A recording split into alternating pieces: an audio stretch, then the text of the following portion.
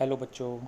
तो बच्चों हम लोग पढ़ रहे थे अपनी क्लास 9th साइंस का chapter number 1 matter in our surrounding. तो पिछली क्लास में हमने पढ़ा था कि फिज़िकल प्रॉपर्टीज़ के बेसिस पे मैटर को हम 3 ग्रुप में डिवाइड कर सकते हैं। एक सॉलिड, दूसरा लिक्विड एंड थर्ड कौन सा था, गैस। तो उनकी प्रॉपर्टीज़ हमने करी थी और उनके बीच में क्या क्या डिफरेंसेस थे उनको हमने डिस्कस किया था। तो उन्हीं के बेसिस पे कुछ कॉमन क्वेश्चन जो पूछे जाते हैं जिसमें बच्चे कुछ कंफ्यूज हो जाते हैं, तो उन क्वेश्चंस को आज हम डिस्कस करने वाले हैं। तो सबसे पहला जो क्वेश्चन आता है, which properties of particles decide whether a given substance will exist as a solid, a liquid और ए गैस। कि पार्टिकल की कौन सी प्रॉपर्टीज़ डिसाइड करती हैं कि कोई सब्सटेंस एज ए सॉलिड रहेगा, लिक्विड रहेगा या फिर गैस रहेगा, गैस स्टेट में रहेगा। तो डिस्कस करते हैं, है ना। तो सबसे पहली जो प्रॉपर्टी हम लोगों ने जो पढ़ी हुई है पहले भी, the space between the particles, कि पार्टिकल्स के बीच में स्पेस कितना है, ये प्रॉपर्टी हमें बताएगा कि सब्सटेंस सॉलिड फॉर्म में होगा, लिक्विड फॉर्म में होगा या फिर गैसेस फॉर्म में होगा। तो जैसा कि आप यहाँ फिगर में देख पा रहे होंगे कि सॉलिड के जो पार्टिकल होते हैं उनके बीच में स्पेस क्या है, बहुत कम है, नेग्लिजिबल है। सॉलिड के पार्टिकल के बीच में स्पेस नेग्लिजिबल होता है। और गैसियस स्टेट में पार्टिकल्स के बीच में स्पेस बहुत ज़्यादा होता है, मैक्सिमम होता है, ठीक है। और लिक्विड में क्या होता है, इंटरमीडिएट, मतलब बीच में, है ना, सॉलिड और गैस के बीच का। तो यहाँ से क्या देखा कि अगर स्पेस बहुत कम है, अगर पार्टिकल के बीच में स्पेस बहुत कम है, तो सब्सटेंस जो होगा वो सॉलिड स्टेट में होगा। और अगर पार्टिकल के बीच में स्पेस बहुत ज़्यादा है तो सब्सटेंस किस फॉर्म में होगा, गैसियस फॉर्म में होगा। और अगर इंटरमीडिएट है कि ना ही बहुत ज़्यादा ना ही बहुत कम, तो वो किस फॉर्म में होगा, लिक्विड फॉर्म में होगा। और एक और प्रॉपर्टी जो हम लोगों ने पहले पढ़ी हुई है कि पार्टिकल्स के बीच में क्या होता है, फोर्स ऑफ अट्रैक्शन होता है। पार्टिकल के बीच में फोर्स ऑफ अट्रैक्शन होता है, ठीक है। तो सॉलिड में क्या होता है, फोर्स ऑफ अट्रैक्शन बहुत ज़्यादा होता है। देखो एक सीधी सी बात है कि अगर स्पेस ज़्यादा है पार्टिकल के बीच में तो फोर्स कम होगा, और अगर स्पेस कम है पार्टिकल के बीच में तो फोर्स ऑफ अट्रैक्शन ज़्यादा होगा, ठीक है। तो सॉलिड के पार्टिकल के बीच में स्पेस कम है तो इनका फोर्स क्या है, बहुत ज़्यादा है। गैसेस के पार्टिकल के बीच में स्पेस ज़्यादा है तो इनका फोर्स क्या है, बहुत कम है, फोर्स ऑफ अट्रैक्शन बहुत कम होता है। और लिक्विड का क्या होता है, ऑफ कोर्स इंटरमीडिएट होता है, कि इन दोनों के बीच में कहीं पे लाई करता है, ठीक है। तो अगर पार्टिकल के बीच में फोर्स ऑफ अट्रैक्शन ज़्यादा है तो वो किस फॉर्म में होगा, सॉलिड फॉर्म में होगा। अगर पार्टिकल के बीच में फोर्स ऑफ अट्रैक्शन कम है तो वो किस फॉर्म में होगा, गैस की फॉर्म में होगा। और अगर इंटरमीडिएट है तो वो लिक्विड की फॉर्म में होगा, ठीक। अच्छा, अब बात करते हैं तीसरी प्रॉपर्टी की, the amount of movement of particle, ठीक है। कि अगर पार्टिकल का मूवमेंट जो है अगर वो ज़्यादा है तो वो गैस की फॉर्म में होगा। अगर मूवमेंट बहुत कम है या फिर ना के बराबर है तो वो किस फॉर्म में होगा, सॉलिड की फॉर्म में होगा। देखो, मूवमेंट का मतलब होता है कि एक जगह से दूसरी जगह घूमना, ठीक है। मूवमेंट का मतलब क्या होता है, एक जगह से दूसरी जगह घूमना। अगर, और घूमने के लिए किसकी ज़रूरत पड़ती है, स्पेस की। घूमने के लिए किसकी ज़रूरत होती है, स्पेस की। अब सॉलिड के पार्टिकल तो पास पास है, इनके बीच में स्पेस ही नहीं है, तो ये मूव कैसे करेंगे, है ना। तो सॉलिड के पार्टिकल का जो मूवमेंट होता है वो बहुत कम होता है। सॉलिड के पार्टिकल का मूवमेंट बहुत कम होता है। और गैस के पार्टिकल के बीच में स्पेस क्योंकि बहुत ज़्यादा होता है तो ये ईजिली मूव करेंगे, तो इनका मूवमेंट क्या होता है, मैक्सिमम होता है। इनका जो मूवमेंट क्या होगा, मैक्सिमम होगा, ठीक है। सॉलिड में क्या होता है, मिनिमम होता है, और गैस में क्या होता है, मैक्सिमम। तो अगर पार्टिकल का जो मूवमेंट है वो अगर मैक्सिमम है तो वो किस फॉर्म में होगा, गैस की फॉर्म में होगा। अगर पार्टिकल के बीच का जो मूवमेंट है अगर वो बहुत कम होगा, मिनिमम होगा, तो वो किस फॉर्म में होगा, सॉलिड की फॉर्म में होगा। और अगर इंटरमीडिएट है तो वो किस फॉर्म में होगा, लिक्विड की फॉर्म में होगा, ठीक है।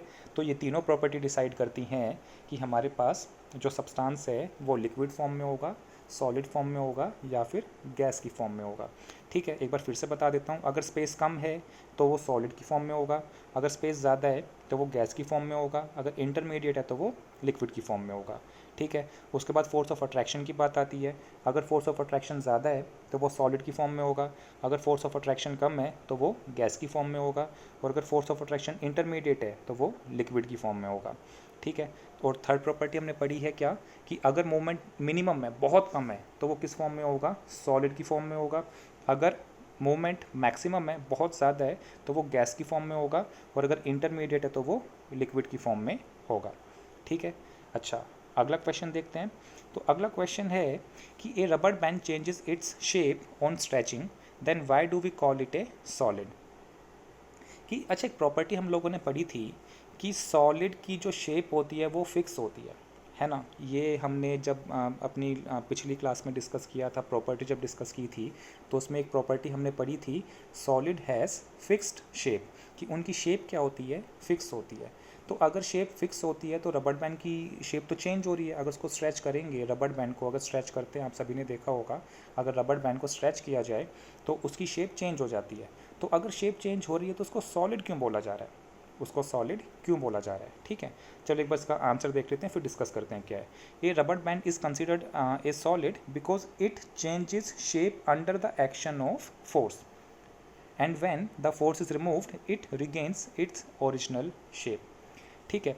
तो हुआ क्या कि रबर बैंड अपने आप शेप चेंज नहीं कर रहा, रबर बैंड अपने आप शेप को चेंज नहीं कर रहा।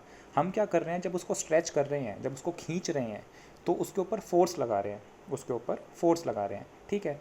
और उसके ऊपर फोर्स लगाने की वजह से उसकी शेप चेंज हो रही है। अदरवाइज अब रबर बैंड को आप साइड में रख दीजिए कहीं भी, ठीक है, वो अपने आप शेप चेंज नहीं करेगा, वो अपने आप शेप चेंज बिल्कुल भी नहीं करेगा, है ना। जब उसको स्ट्रेच करेंगे, उसके ऊपर फोर्स लगाएंगे, तो उसकी शेप चेंज हो जाएगी। ऐसे तो आप किसी भी चीज़ के ऊपर फोर्स लगा लो, उसकी शेप चेंज हो जाती है। आप एक आयरन रोड का एग्जांपल ले लीजिए। ठीक है, आयरन रोड, लोहे का सरिया, है ना, कितना मजबूत होता है, लेकिन अगर आप उसके ऊपर फोर्स लगाते हैं तो उसकी भी शेप चेंज हो जाती है। लेकिन अपने आप तो शेप चेंज नहीं होती ना। ठीक है, तो जो अपने आप से शेप चेंज करता रहे तो वो क्या होता है हमारे पास, सॉलिड हो जाएगा, सॉरी वो लिक्विड या गैस हो जाएगा। क्योंकि अगर आप लिक्विड को इस तरह से आप फर्श के ऊपर बिखेर देते हो, वो बहता रहता है कुछ इस तरह से ना। ठीक है, तो उसकी शेप चेंज होती रहती है। लेकिन सॉलिड की शेप तभी चेंज होती है जब हम उसके ऊपर फोर्स लगाते हैं। ठीक है, तो इस वजह से रबर बैंड को क्या बोला जाता है, सॉलिड बोला जाता है। अच्छा, अगला जो क्वेश्चन है, if salt and sugar do not appear to have a fixed shape then why do we call them solid. ठीक है, इस क्वेश्चन का मतलब क्या है कि आप सब लोगों ने देखा होगा कि नमक को या चीनी को आप जिस भी बर्तन में डालते हैं वो उसकी शेप ले लेता है ना। कि अगर आप उसको ग्लास में डालेंगे तो वो उसकी शेप ले लेगा, अगर आप उसको किसी बाउल में या फिर कटोरी में डालते हैं तो वो उसकी शेप ले लेगा, अगर आप उसको किसी बॉक्स में डालते हैं तो वो उसकी शेप लेता है, आप शॉप से उसको पॉलीथीन में लेके आते हैं, ठीक है, तो वो उसकी शेप ले लेता है। लेकिन हमने क्या बोला है कि सॉलिड की तो शेप क्या होती है, फिक्स होती है। और आप सभी को पता है कि शुगर और सॉल्ट क्या होता है, सॉलिड सॉलिड कहलाते हैं। ठीक है, लेकिन ये तो अपनी शेप चेंज कर रहे हैं, और अगर शेप चेंज कर रहे हैं तो फिर हम इनको सॉलिड क्यों कह रहे हैं। तो एक बार एक फिगर दिखाता हूँ आपको, लीजिए। इस फिगर में हमने लिया है, ये हमारे पास क्या है, शुगर है। ठीक है, ये हमारे पास क्या हो गया, शुगर का फिगर हो गया। ठीक है, अगर आप देखें तो ये हमारे पास क्या है, बहुत सारे पार्टिकल का एक कह सकते हैं ना ग्रुप हो गया हमारे पास। जो शुगर है बहुत सारे पार्टिकल से मिलके बना हुआ है। लेकिन अगर आप शुगर के सिर्फ एक पार्टिकल को देखें, सपोज ये वाला हमने एक पार्टिकल उठा लिया इस तरह से, ठीक है, तो एक पार्टिकल को अगर देखें, एक इंडिविजुअल पार्टिकल को देखें, तो क्या उस इंडिविजुअल पार्टिकल की शेप चेंज होती है, नहीं। ठीक है, उस इंडिविजुअल पार्टिकल की शेप चेंज नहीं होती। ठीक है, अब ग्रुप में तो शेप चेंज होती है। ठीक है, अगर आप एक बात करते हैं ब्रिक की, मैं सिंपल एग्जांपल देता हूँ। ठीक है, अगर एक ईंट की बात करें तो उसकी शेप फिक्स होती है। लेकिन अगर आप सैकड़ों हज़ारों ईंटें ले आए, ठीक है, तो ऐसे तो आप पूरा मकान खड़ा कर सकते हैं ना, अलग अलग शेप में, अलग अलग डिज़ाइन में। ठीक है, तो अगर आप एक इंडिविजुअल ब्रिक की बात करें तो उसकी शेप क्या होती है, फिक्स होती है। लेकिन अगर आप बहुत सारी ईंटों को अगर लेके आते हैं तो आप उससे बहुत सारी डिज़ाइंस बना सकते हैं, उसकी शेप मतलब कुछ भी उसको आप उसको आकार दे सकते हैं। ठीक है, उसी तरह से शुगर के अंदर भी यही रूल फॉलो होता है कि अगर आप एक पार्टिकल की बात करें, शुगर के एक पार्टिकल की बात करें, तो उसकी शेप क्या होती है, फिक्स होती है। लेकिन अगर आप बहुत सारे शुगर के पार्टिकल को लेके आते हैं, ठीक है, तो आप उसको जिस भी कंटेनर में डालेंगे वो उसकी शेप ले लेगा। ठीक है, तो एक पार्टिकल क्या होता है शुगर का, जो क्रिस्टल पार्टिकल होता है शुगर का या सॉल्ट का, उसकी शेप फिक्स होती है। इस वजह से शुगर को क्या बोला जाता है, सॉलिड बोला जाता है। और ये लिखा भी इसमें यही हुआ है ना, salt and sugar have very tiny crystals, salt and sugar are considered to be solid because the shape of individual crystal of salt and sugar remain fixed, कि जो उसका इंडिविजुअल अकेला जो उसका क्रिस्टल पार्टिकल होता है उसकी शेप क्या होती है, फिक्स होती है, ठीक है। और यही कारण होता है कि शुगर को क्या बोला जाता है, सॉलिड बोला जाता है। और लास्ट क्वेश्चन जो आज का है वो है a sponge can be compressed easily so why do we call sponge a solid. अब जब स्पंज की बात कर रहे हैं तो स्पंज में कुछ बहुत सारे स्पंज दिमाग में आते हैं, तो मैं यहाँ पे आपको दो स्पंज दिखा देता हूँ। एक है स्पंज ये जो कार या बाइक को साफ़ करने के लिए काम आता है ना, और एक स्पंज है ये मिठाई, है ना, स्पंज रसगुल्ला टाइप इस तरह से कुछ होता है जो। तो अगर इन दोनों स्पंज को आप प्रेस करते हैं, ठीक है, अगर आप इन दोनों स्पंज को प्रेस करते हैं कुछ इस तरह से, अगर कंप्रेस करते हैं तो इनकी शेप चेंज हो जाती है। और अगर आपने पिछली क्लास में प्रॉपर्टीज़ को थोड़ा ध्यान से पढ़ा होगा तो आपने ये भी पढ़ा होगा कि सॉलिड जो होते हैं वो ईजिली कंप्रेस नहीं होते, सॉलिड ईजिली कंप्रेस नहीं होते, ठीक है। अगर आप अपने पेन को कंप्रेस करना चाहें तो वो कंप्रेस नहीं होता, ब्रिक को कंप्रेस करना चाहें तो वो कंप्रेस नहीं होता। कंप्रेशन क्या होता है मैं बताता हूँ। कंप्रेशन क्या होता है कि अगर आप किसी सब्सटेंस के ऊपर फोर्स अप्लाई करते हैं और वो अपनी शेप ईजिली चेंज कर ले, ठीक है, वो अपनी शेप ईजिली चेंज कर ले, तो वो क्या कहलाता है, कंप्रेसिबिलिटी प्रॉपर्टी होती है, ठीक है। कंप्रेस करना मतलब कि आप किसी चीज़ को दबा रहे हैं, मतलब हल्के फुल्के फोर्स से, ठीक है, ये नहीं कि बहुत ज़्यादा फोर्स है तो आप लोहे का जो सरिया होता है, आयरन रोड जो होती है उसको भी मतलब शेप चेंज कर देंगे। मैं नॉर्मल फोर्स की बात कर रहा हूँ, ठीक है, हल्के फुल्के फोर्स की बात कर रहा हूँ। तो अगर आप किसी सब्सटेंस के ऊपर फोर्स अप्लाई कर रहे हैं और वो अपनी शेप चेंज कर ले तो वो उसकी कंप्रेसिबिलिटी प्रॉपर्टी बताता है, ठीक है। तो हमने पढ़ा था कि जो सॉलिड है वो ईजिली कंप्रेस नहीं होते, कि जो सॉलिड है वो फोर्स अप्लाई करने पे ईजिली शेप चेंज नहीं करते, लेकिन अगर आप इन दोनों के ऊपर हल्का सा भी फोर्स लगाएंगे तो ये अपनी शेप को ईजिली चेंज कर लेते हैं, है ना। तो ऐसा क्यों, लेकिन फिर भी हम इनको सॉलिड बोल रहे हैं, फिर भी ये क्या कहलाएंगे, सॉलिड ना। आप इसको लिक्विड तो नहीं बोलेंगे, ठीक है, ना ही आप स्पंज को लिक्विड बोलेंगे, कहलाएगा तो सॉलिड, ठीक है। तो क्यों इसको सॉलिड कह रहे हैं कि आप अगर थोड़ा ध्यान दें कि इन स्पंज के बीच में क्या होते हैं, पोर्स होते हैं, इन स्पंज के बीच में क्या होते हैं, पोर्स होते हैं, ठीक है। पोर्स मतलब होल्स, छेद होते हैं, ठीक है। तो उस छेद में एयर ट्रैप होती है, उन पोर्स में क्या होता है, एयर ट्रैप होती है, कि इन पोर्स के बीच में एयर होती है। तो जैसे ही आप इनको दबाते हैं तो वो होल जो हैं, जो छेद है वो छोटे होते जाते हैं, कम होते जाते हैं और एयर बाहर निकलती जाती है, ठीक है। और एक पॉइंट ऑफ टाइम पे ये होल बंद हो जाता है बिल्कुल और सारी की सारी एयर बाहर निकल जाती है, और उस टाइम के बाद, उस कंडीशन के बाद ये और ज़्यादा कंप्रेस नहीं होंगे, क्योंकि अब ये क्या हो जाएगा, प्योर सॉलिड हो जाएगा, प्योर सॉलिड, ठीक है, जिसके अंदर कोई भी एयर नहीं होगी, ठीक है। तो एयर फंसी होने की वजह से इसके अंदर जो होल्स होते हैं, पोर्स होते हैं, उसमें एयर फंसी होने की वजह से आप इसको इजीली कंप्रेस कर पाते हैं। लेकिन अगर आप एक बार इसको कंप्रेस कर देंगे और सारी की सारी एयर बाहर निकल जाएगी, उसके बाद ये फर्दर कंप्रेस नहीं होगा, ये फिर और शेप चेंज नहीं करेगा।